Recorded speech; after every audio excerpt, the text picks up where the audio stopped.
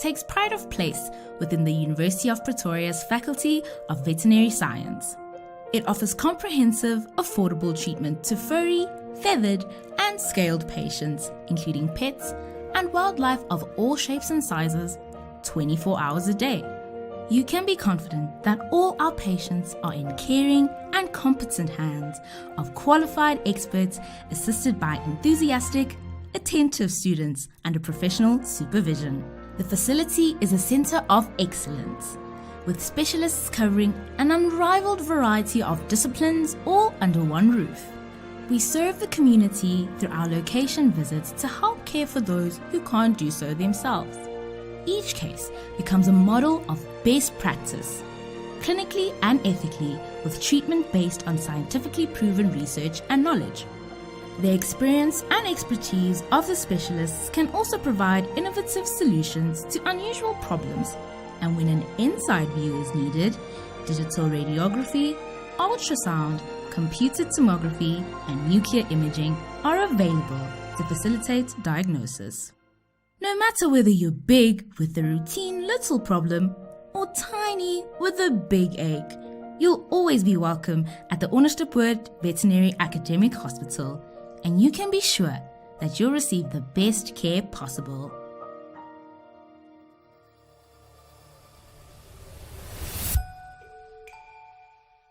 Good morning and a hearty welcome to the Onderstepoort Veterinary Academic Hospital of the Faculty of Veterinary Science of the University of Pretoria.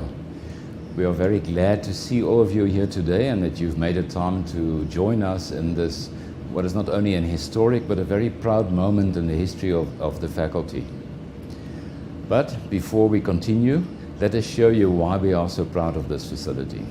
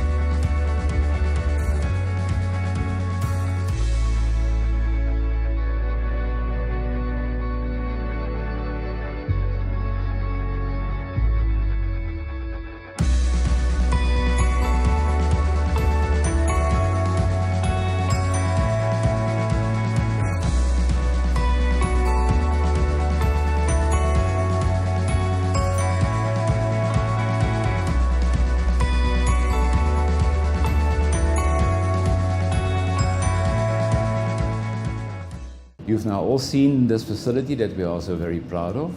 I would now like to hand over to the Dean of the Faculty, Professor Vinny Naidu. Good morning to everybody watching today, and a very warm welcome to our Principal, Professor Coupe, members of the Executive, Deans, staff and guests. It gives me great pleasure to be part of the official opening of the newest edition of the Veterinary Academic Hospital, or OVAH as we know it, being the commissioning of a state-of-the-art MRI scanner. While COVID unfortunately delayed the placement of the equipment in what we hoped would be a centenary improvement this last year, we are nonetheless thankful that we have reached the end of the journey and that the project got completed despite the trying times. The opening of the MRI unit today is also hopefully one of a series of additions we foresee being made to the OVAH as we make it a truly outstanding multi-species tertiary care hospital. For those that may not be aware, the new MRI follows on the addition of a new wildlife wing to the hospital and a new high care and ICU unit. So what does this addition mean to the faculty? To understand this, we need to look back in history. While we are the only veterinary faculty in South Africa today, we are the second oldest veterinary school in Africa. We offer the second oldest medical-based degree in the country, with only the MBCHB at UCT being older, and we are undoubtedly the premier veterinary clinical training facility on the continent. However, this level of excellence did not just happen and has been a long journey that follows on many years of pioneering development in the field, which started in 1925 when the first veterinary academic hospital was opened at the Onderstepoort Bacteriology Laboratory across the road.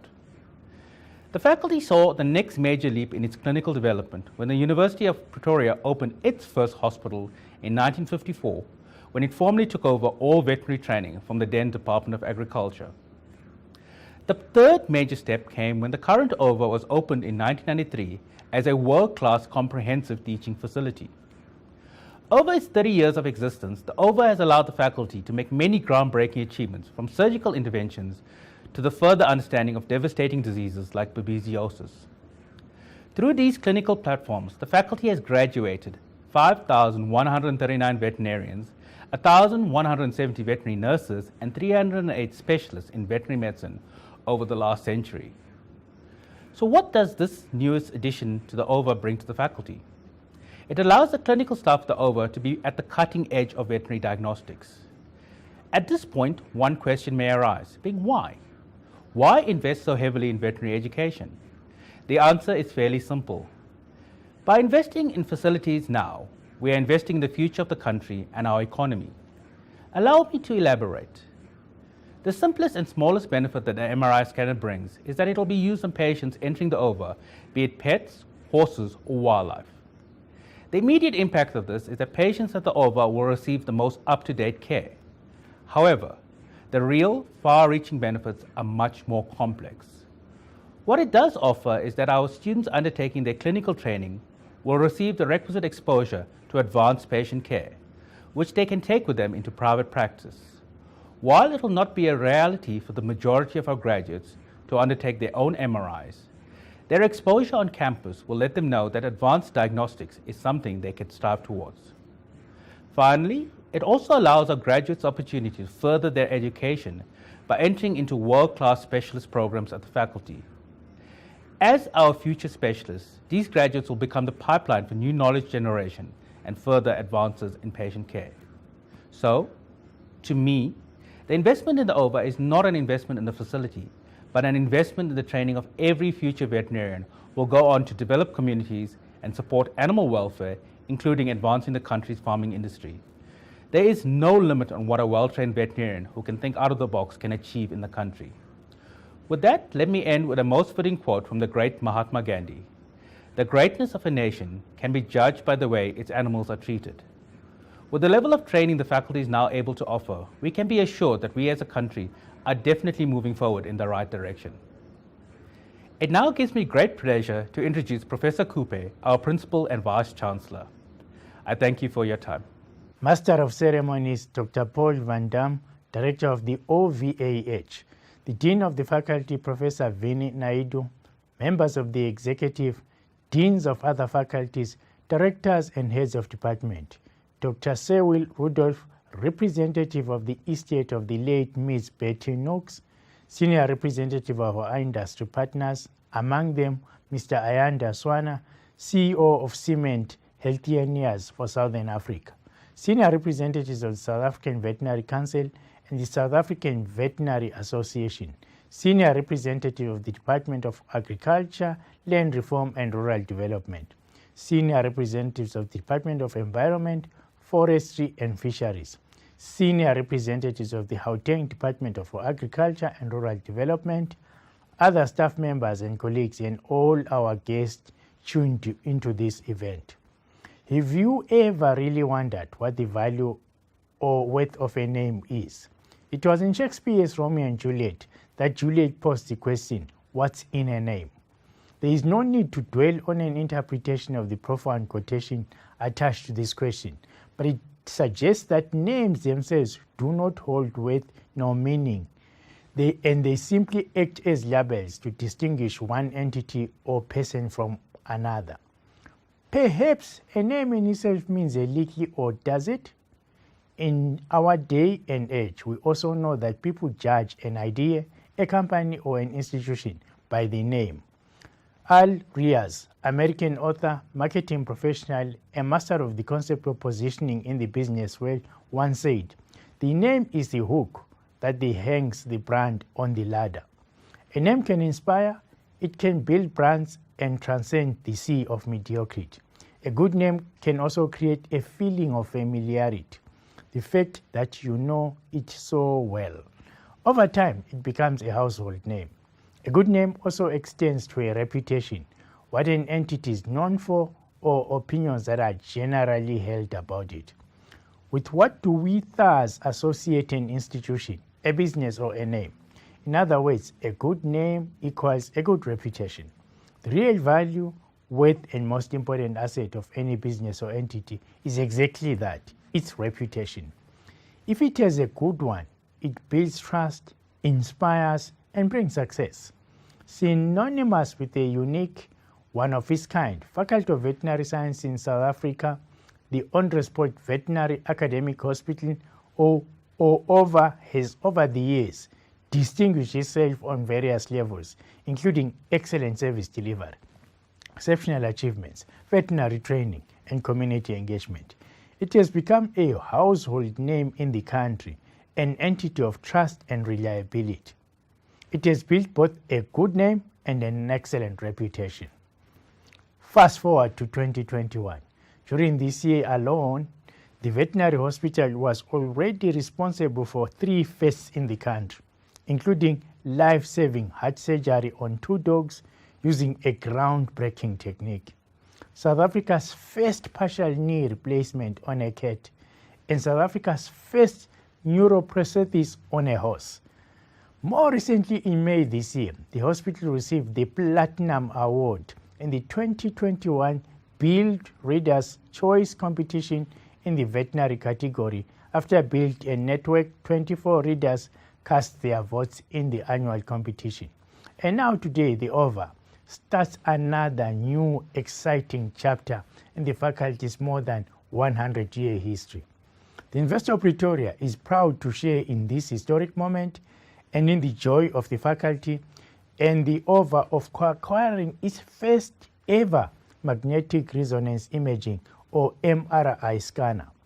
The recently acquired MRI scanner provides the OVAH with a comprehensive set of imaging modalities, including conventional radiographs, popularly known as X-rays, ultrasound, scintigraphy, computed tomography, CT, and now magnetic resonance imaging, what we know as MRI. Being the newest form of imaging in use today, MRI was put to use in human medicine in 1977. In veterinary medicine, it has been utilized since the mid-1990s. Since then, clinical use of magnetic resonance has grown parallel to the development of specialized veterinary medicine, particularly in the field of neurology. In South Africa, the use of MRI for diagnostic purposes in animals was limited to small animal use, and in the past, most MRI scans were done in human facilities by special arrangement. While the OVAH has also made use of services offered at medical hospitals, this created added complexities of transporting ill animals, together with biosecurity concerns, limiting times at which scans could be undertaken. Here is the good news to all that have been tuned in today. Not only is this state-of-the-art MRI scanner the strongest unit in veterinary use anywhere in Africa, based on the strength of its magnetic field, the large diameter of the scanner allows scans of the body of even the largest dog, the limbs and necks of larger animals such as horses, as well as other animals including wildlife such as the big cats and great apes. What does this actually mean? Stronger magnetic fields mean faster examinations with greater detail and clearer pictures compared to lower strength units. By providing excellent images of soft tissue, the MRI scans enable the veterinary clinician to make an accurate and often early diagnosis, allowing properly targeted treatment plans. In some disease processes, MRI is the only imaging technique that can permit an accurate diagnosis. Furthermore, it includes but is not limited to the following. MRI is a safe and non-invasive procedure. It does not cause any pain or discomfort. It is the diagnostic method of choice when there is low contrast between adjoining tissue types because it can reveal diseased tissue and subtle abnormalities that cannot be identified with radiographs or CT scans. This includes the brain. MRI distinguishes between gray matter, white matter, nerves, and cerebrospinal fluid. Detecting brain tumors and how to be best treated can be done without the need for a biopsy. Within the locomotor system, it can distinguish between muscles, tendons, and ligaments surrounding joints, joint fluid, and joint cartilage. Lastly, lesions of the spinal cord are also best visualized with MRI. Distinguished guests, today we celebrate a new milestone in the history of this faculty and this veterinary hospital. It is the beginning of a new exciting era in service delivery and patient care. Opening this facility will add further impetus to improving the life of the hospital's patients. Lest we also not forget that the acquisition of the new MRI scanner was made possible in part by a generous bequest from the late Miss Betty Knox, who left a large part of her estate to the OVAH to be used to the benefit of animals. The university and faculty are truly grateful for the donation and the opportunities the new MRI will offer. In conclusion, this initiative goes further than just making a positive difference in a community.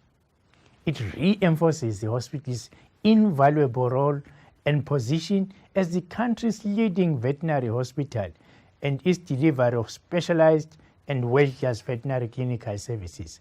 Congratulations on this huge achievement. Let your existing name and outstanding reputation serve as a motivation for continued excellence. I thank you.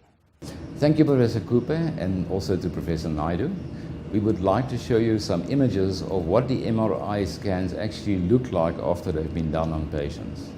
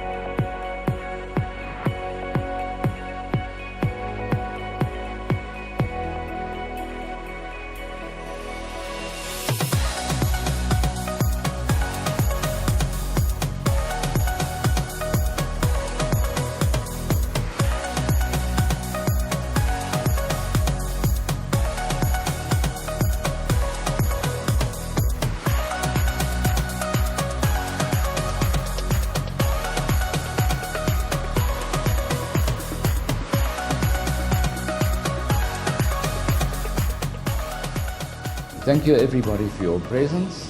We hope you enjoyed it and that you will support this new facility at the faculty.